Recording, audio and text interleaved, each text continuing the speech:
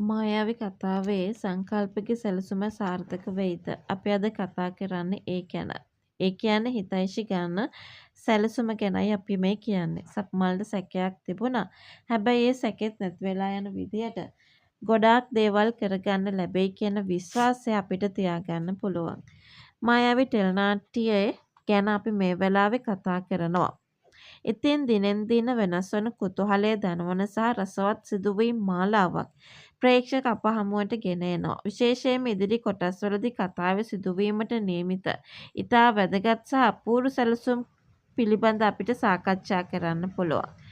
පසුගිය කාලය තුළ කතාවේ සිදු වූ දේවල් වලට අනුව සංකල්ප විසින් ඉතා සූක්ෂම සැලසුමක් සකස් කරනු ලබනවා. කෙසේ වෙතත් විවිධ හේතූන් මත හිතයිෂිට තවදුරටත් සංකල්ප මුණගැසීමට හෝ ඔහු වෙතට පැමිණීමට පහසු ක්‍රමයක් නොමැති තත්ත්වයක් උද්ගත වී තිබුණා. ඇය වේ සඳහා පැමිණීම දුෂ්කර වී ඇති බැවින් මෙම තත්ත්වය මඟහරවා ගැනීම සඳහා සංකල්ප නව ක්‍රමයක් අත්හදා බැලුවා. වෑන් රථයේ පැමිණීම සහ මුණගැසීමේ අවස්ථාව සිදු දුෂ්කරතා මඟහරවා ගනිමින් හිතයි සංකල්ප මුණගැහීමට හැකි පරිදි සංකල්ප විසින් විශේෂ වෑන් රථයක් එවන ආකාරයත් අපිට බලාගත හැකි වනු ඇත. පල්ලියෙන් වගේ.